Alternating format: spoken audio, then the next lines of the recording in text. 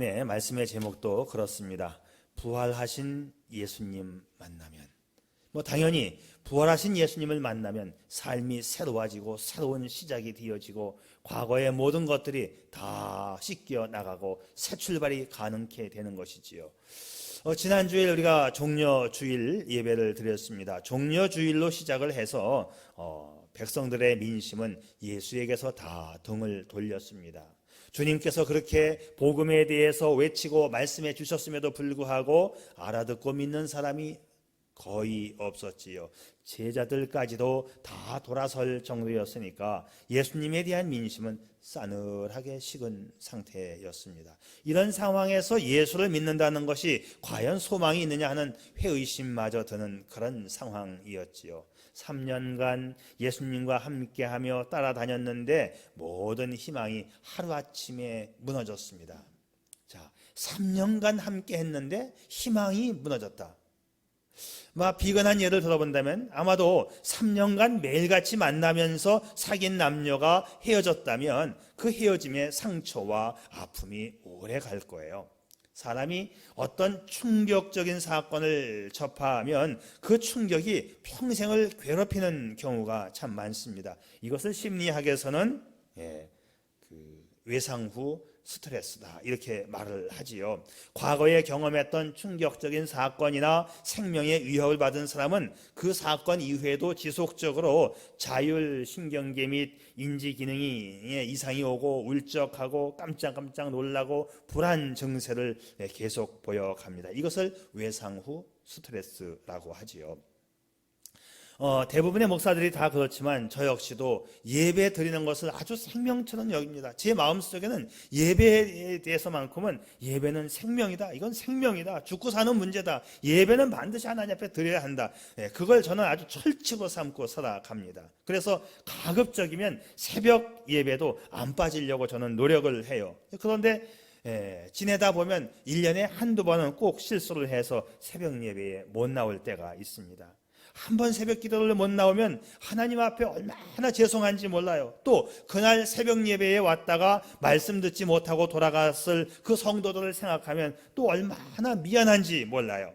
그래서 그럴 때마다 또 마음 가운데 다짐하기를 내가 다음에는 이런 실수 없어야지 다짐은 합니다마는 또 지내다 보면 한 1년에 한두 번은 꼭 그렇게 또 실수를 하고 또 그런 것이 누적이 되다 보니까 제 마음 가운데는 모름지기 어떤 상처로 계속 남아요. 내가 왜 이러지? 내가 왜 이러지 말이죠. 그래서 저도 모르는 사이에 이 새벽 기도, 이 예배에 대한 강박증이 저도 생겼습니다. 그래서 가끔씩 가다 말이죠. 어떤 때는 한 달에 한 번 정도씩, 한 두 번 정도 자다가 뻘떡 일어나요. 새벽 기도 가야지. 깨보면은 2시간 잤는데 새벽 기도 간다고 막 준비하다가 시계를 보면서 아니구나 하고 또 그냥 앉아있는 경우가 제가 종종 있어요. 아마 이것도 목회자로서의 어떤 그 외상 후 스트레스라고 할까요? 자, 그런 것들입니다. 지난주 월요일에도 예림이가 시골에서 자가격리를 하고 자가격리가 12시에 해제가 되거든요. 12시에, 밤 12시에 누가 보겠습니까? 그래도 그거 다 철저하게 지키려고 자, 우리 12시 넘어서 출발하자. 그래서 12시 5분에 시골에서 나오는데 한참 오다가 예림이가 또 뭘 안 갖고 왔다 그래서 또다시 시골로 또 집으로 가서 또 가지고 오고 막 이러다 보니까 서울에 새벽 2시에 도착을 했어요. 그런데 새벽 기도할 것을 생각하니까 잠을 잘 수가 없는 거지요. 그래서 그날 여러분은 못 느꼈지만 특별 새벽 기도회 할 때 첫날 저는 꼬박 세우고 강단에 오른 거예요. 바로 그런 겁니다. 이 목회자로서 뭔가 내가 이 예배는 생명이다라고 하는 것을 늘 지키려고 하다 보니까 모름지기 그것이 또 내게는 어떤 강박증으로 어떤 외상 후 스트레스 같은 것으로 남아 있는 거예요. 자, 그러면 목회자만 그럴까요? 제자들은 또 어떨까요? 제가 이 제자들의 마음을 한번 생각해 봤습니다. 3년 동안 예수님과 함께 다녔다. 어떤 큰 소망과 꿈을 가지고 제자들과 함께 다녔다. 근데 이것이 일순간 무너졌습니다. 제자들에게도 부활이라고 하는 것이 없었다면 평생토록 아마 외상 후 스트레스 장애가 있었을 것으로 저는 추측을 해봅니다. 예수에 대한 기대와 소망이 무너지면서 슬픔과 실망으로 잠 못 이룰 정도가 되었을 거예요.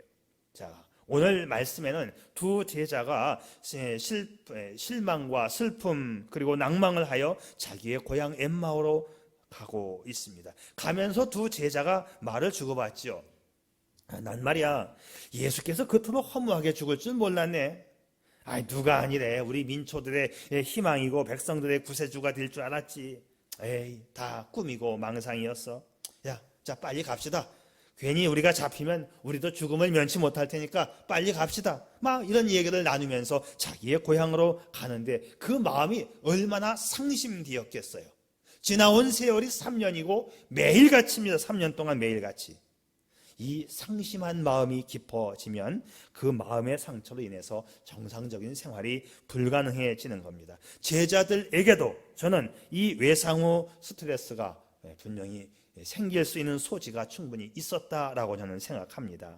그래서 오늘의 이 두 제자는 엠마오라고 하는 자기의 고향으로 돌아갑니다. 이 엠마오라고 하는 이름의 뜻이 따뜻한 우물, 따뜻한 샘물 그런 뜻입니다. 자, 크나큰 충격과 슬픔을 안고 따뜻한 샘물이 나오는 포근한 자기의 고향으로 돌아가는 거지요. 그런데 예수가 부활을 한 거예요.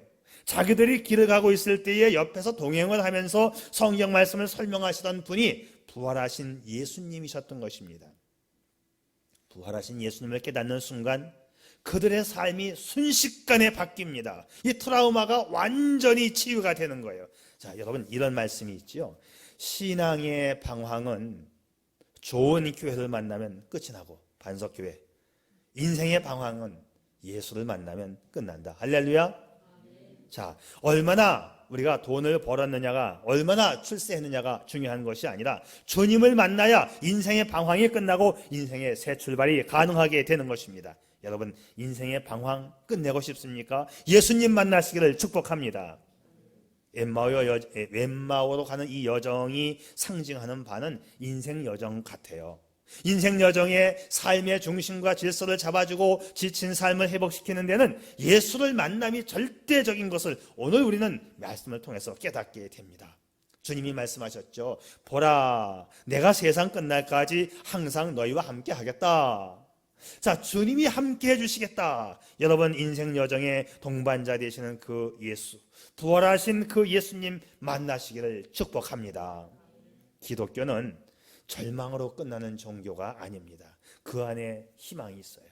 기독교는 죽음으로 끝나는 종교가 아닙니다. 그 안에 부활이 있습니다. 예수는 인생의 걸음을 바꾸어주는 인생의 왕이십니다. 여러분, 그래서 신앙생활이 뭐냐? 그 신앙생활은 인생 가운데에서 예수님 만나는 게 신앙생활이에요.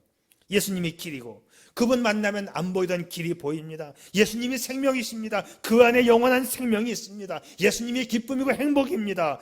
예수님 만나면 무미건조하던 삶이 풍요로운 삶이 됩니다. 죽을만 나는 인생이 살만 나는 인생 되는 것입니다. 예수님 희망 아니겠어요?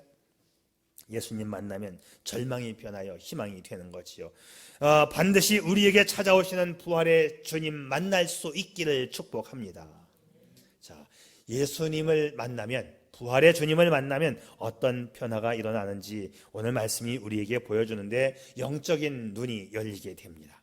방금 전까지만 해도 함께 동행을 하면서 말씀 들려주시던 분이 예수님인지를 몰랐어요. 자, 왜 그랬을까? 그때는 너무나 상심이 컸습니다. 예수님 생각하지 않고 죽은 예수님만 생각했어요. 살아날 예수님을 생각하지 못했다는 것이죠. 꿈에도 생각하지 못했습니다.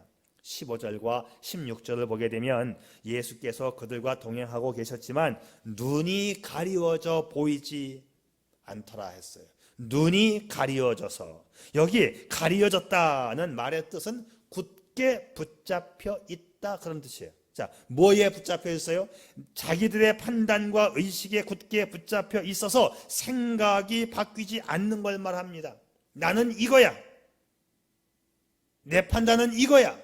자, 이 내 판단이, 내 생각이 나를 붙잡고 있으면 다른 것이 아무리 들어와도 들어올 틈이 없고 받아들여지지를 않습니다. 자, 이런 자기의 틀에 붙잡혀 있으면 절대로 예수님을 만날 수가 없는 것입니다. 인생이 바뀌고 삶이 바뀌어서 새로운 세계를 경험하려면 내 고정된 틀을 벗어야 합니다. 내 자아, 내 속사람의 모습, 이 내 영혼, 내 속사람의 모습이 주님을 만나야 되기 때문에 나의 겉껍질이 깨져야만 되는 것입니다.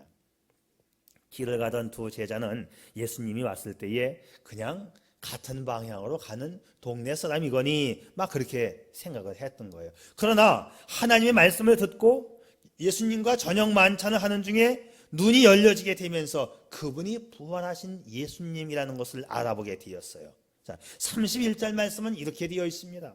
그들의 눈이 밝아져 그인 줄 알아보더니 예수는 그들에게서 보이지 아니하시는지라.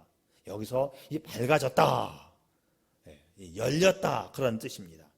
자, 그런데 이 단어가 문법적으로 과거 수동태형으로 쓰였어요. 수동태는 뭐죠? 내가 하는 게 아니고 남에 의해서 행동되어지는 게 수동태 아닙니까? 그러니까는 여기서 열려졌다, 밝아졌다, 내가 뜬 게 아니에요. 사실은 성령께서 함께해 주심으로 신비한 하나님의 능력이 임하니까 내 눈이 열려지고 밝아져서 주님을 알아보게 되었다는 거예요.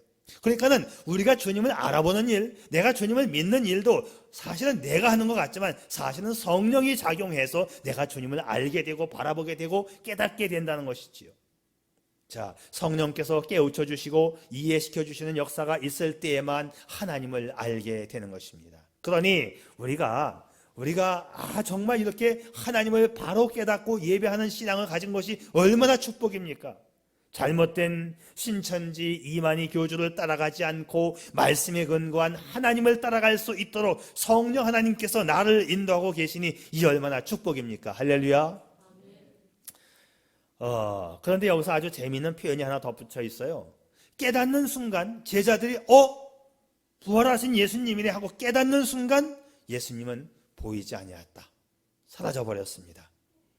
이왕 오셨으면 그들과 함께 좀 더 계셨으면 많은 이야기를 나눴으면 좋았을 텐데 왜 주님께서 떠나가셨을까? 자, 이게 무슨 말씀인지 아세요? 우리 주님은 깨닫게 하시는 영이에요. 그래서 깨닫게 하신과 동시에 또 다른 곳으로 가십니다. 자, 먼저 다른 곳에 가서 또 다른 제자들을 만나주시고 또 깨닫게 해주시는 주님이시죠. 깨닫게 하고 거기서 제자들과 함께 이야기를 나누었다면 제자들은 그냥 그 자리에서 많은 시간을 보내겠을 것이지 이 부활에 대한 전파를 못했을 거예요. 깨닫는 동시에 그들은 발걸음을 돌려서 이제 다시 예루살렘으로 가지 않습니까? 자, 우리가 먼저 생각하기 전에 찾아오셔서 깨닫게 해주시는 그 주님이심을 여러분 믿을 수 있기를 바랍니다. 사랑하는 여러분, 세상을 살면서 실망과 좌절은 할 수 있어요. 그러나 우리의 마음 가운데 예수님 사랑하고 예수님의 말씀을 사모하면 예수님께서 찾아오시고 눈을 뜨게 해주시는 것입니다. 여러분, 날마다 그 사모하는 마음, 날마다 성령 충만을 유지하셔서 예수님의 말씀을 깨닫는 눈이 열리기를 축복합니다. 부활의 주님 만나면 깨닫게 되는 거예요. 내 영적으로 주님이 나를 열어주시고 깨닫게 해주시는 것입니다. 여러분, 내가 하는 게 절대 아니에요. 자, 우리의 눈에는 이 30만 개의 눈에는 이 회로가 있고 이 안구에는 1억만 개의 신경세포가 있어서 그 신경세포가 물체를 보게 되면 거리가 얼마나 되겠다, 거리를 재고 광도와 색상 등을 자동으로 조절하고 알아맞히는 그런 우리 기능을 가지고 있습니다. 그래서 참 신기하기도 하지요. 자, 그런데 파스칼이 지적한 대로 우리의 육체는 지극히 작은 것도 못 보고 지극히 큰 것도 못 본다. 굉장한 의미가 담겨있는 말입니다. 다시 말하면 우리의 눈은 이 큰 땅덩어리 지구를 한 번에 보지 못해요. 또한 아주 작은 코로나 바이러스도 우리는 볼 수 없습니다. 내 눈은 다 볼 수 없다는 말씀이죠. 내가 다 봤다. 봤어. 내가 봤는데. 내가 다 안다니까. 이 말 속에 얼마나 많은 허상이 담겨 있는 것인가요? 여러분, 그런 말 하지 말고 주님께 깨닫게 하는 영을 달라고 기도할 수 있기를 바랍니다. 우리의 눈은 아무리 지켜떠도 내 눈 위에 있는 이 눈썹도 못 봐요. 아무리 눈을 크게 떠도 내 콧구멍 안을 내가 들여다볼 수 없어요. 이게 우리의 한계입니다. 여러분, 더욱 성령 충만하여 신령한 이 영의 세계를 바라볼 수 있기를 주님의 이름으로 축복합니다. 내가 하는 거 아니에요. 내가 보는 거 아닙니다. 못 봅니다. 유명한 찬송가 작가 크로스비 이 여사가 앞을 보지 못하는 장님이었어요. 그는 그러나 그는 주님을 만난 후에 신령한 영적인 눈을 뜨게 되었고 찬송시 하나를 적게 됩니다. 그가 많은 찬송시를 적었는데 주 안의 기쁨 누림으로 마음의 풍랑이 잔잔하니 세상과 나는 간 곳 없고 구속한 주만 보이도다. 앞이 안 보이는 맹인이 나는 주님만 보인다고 고백합니다. 부디 여러분께서 부활하신 주님을 보고 만남으로 말미암아 영적인 눈이 열려지기를 주님의 이름으로 축복합니다. 오늘 말씀을 또 보니까 낭망하여 가던 이 제자들 마음속에 영적으로 마음이 막 뜨거워졌다는 기사가 기록되어 있어요. 주님을 만나서 주님을 볼 수 있는 영안이 열리면서 마음까지 뜨거워졌다. 영안이 열리는 것과 사실 마음이 뜨거워지는 것은 아마 동시다발적으로 이루어진 사건일 거예요. 그들이 서로 말하되 길에서 우리에게 말씀하시고 우리에게 성경을 풀어주실 때에 우리 속에서 마음이 뜨겁지 아니하더냐. 그래, 돌이켜보니까 그냥 지나가는 아저씨 정도인 줄 알았어요. 동행하는 사람인 줄 알았는데 돌이켜보니까 아까 말씀을 풀어줄 때 우리 마음이 뜨겁지 않았니? 그런 거예요. 말씀을 듣는 순간 우리의 마음이 뜨거웠었잖아. 자, 뜨거워지는 과정에 대해서 아주 상세히 설명하고 있는데 성경을 풀어주실 때에 마음이 뜨거워졌다 이렇게 말합니다. 여기서도 뜨거워졌다는 이 말이 뜨겁게 타오르고 있다 그런 뜻입니다. 이것도 수동태이면서 분사형으로 되어 있어요.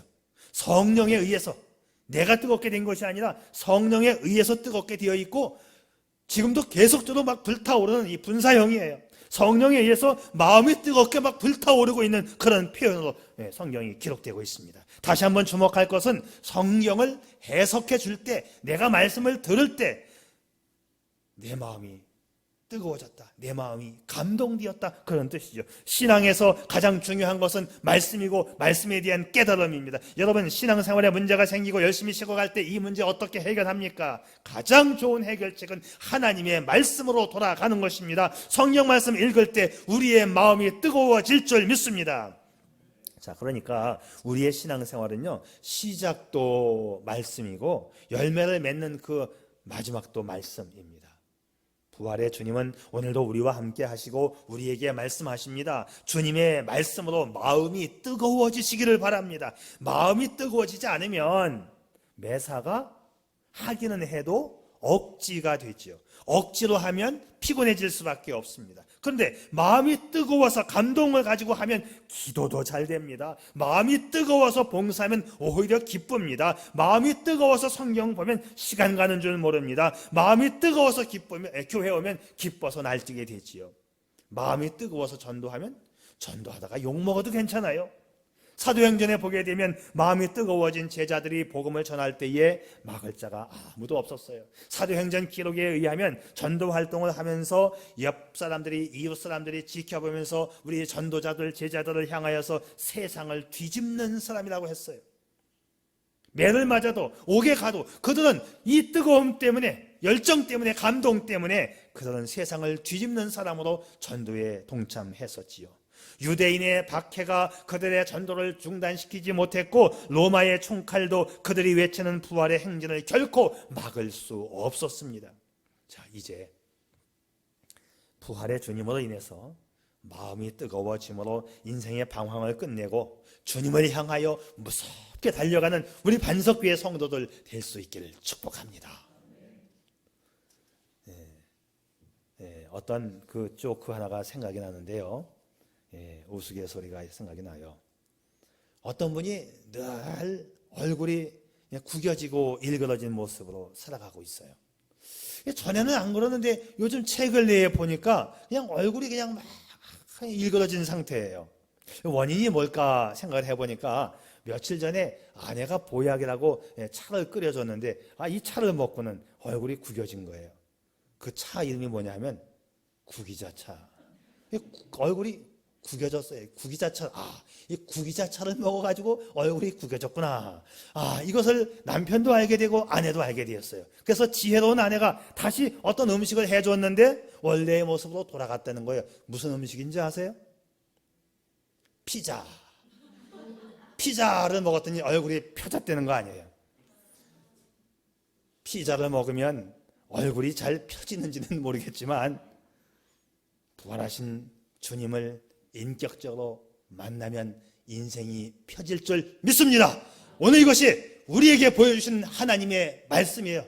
낭만과 실망을 안고, 아니 일평생 외상후 스트레스 장애를 안고 살아가야 할 그 제자들이 예수님을 만나는 순간 어떻게 되었습니까? 자, 부활의 주님을 만나면 인생의 새 출발이 가능해지는 것입니다. 엠마오로 가던 이 두 제자는 말씀을 통하여 마음이 뜨거워지고 영적인 눈이 열려서 주님을 알아본 그 순간 가던 길을 멈추고 곧바로 예루살렘으로 올라갔다.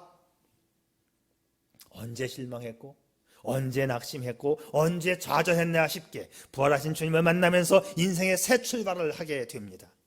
자, 두 제자가 가던 곳은 엠마오였죠. 엠마오는 아까 무슨 뜻이라고 했습니까? 따뜻한 샘물, 따뜻한 우물물, 안전하고 포근한 곳입니다. 그러나 두 제자가 방향을 바꾸어서 간 예루살렘은 어떤 곳이에요? 지금 예루살렘은 예수님을 잡아 죽이던 폭도들이 있는 곳입니다. 이제 다시 예루살렘으로 올라가면 체포가 되고 그들도 죽을지 모르는 위험한 곳입니다. 하지만 그들은 부활하신 주님을 만나자마자 오늘 말씀을 보게 되면 곧 그때로 이렇게 되어 있어요. 33절 말씀 보세요. 곧 그때로 일어나 예루살렘으로 돌아가 보니 11 제자 및 그들과 함께한 자들이 모여 있어. 자, 그들은 부활한 예수님을 만나자마자 곧바로 예루살렘으로 올라갔습니다. 아니, 그 죽음의 사지로 가는 그 길도 힘차고 심불안하게 달려갔던 것입니다. 무엇이 그들을 변화시켰을까요? 부활하신 주님을 만났기 때문입니다. 부활하신 주님을 만나면 시리에 빠진 사람이 새 인생을 살게 됩니다. 좌절한 인생의 근본적 해결은 부활하신 주님을 만나는 일입니다. 사랑하는 성도 여러분, 부활하신 주님을 만남으로 날마다 능력 있는 변화의 삶을 사시기를 축복합니다. 축복합니다. 아멘. 네, 기도하시겠습니다.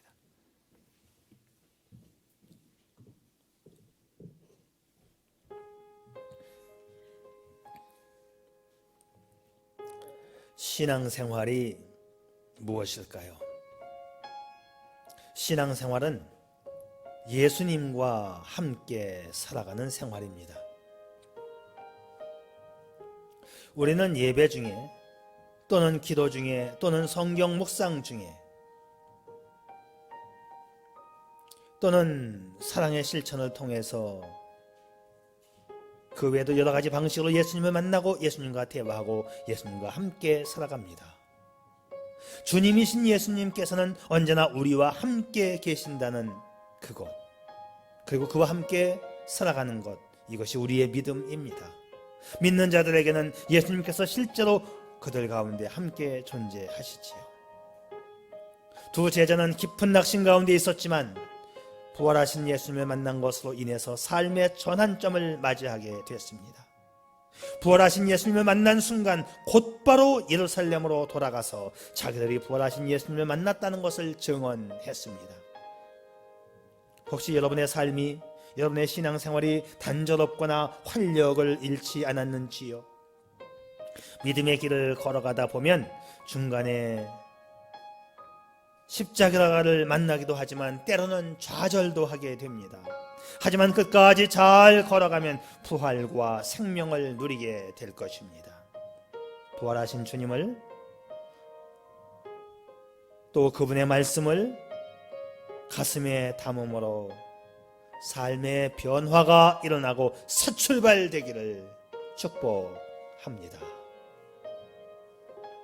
아버지 하나님, 2020년 부활주일 영광스럽게 맞이하며 부활의 한 메시지를 살펴보았습니다.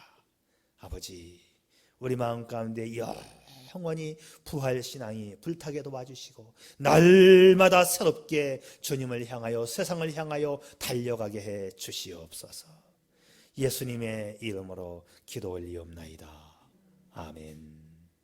네, 이어서 성찬 예식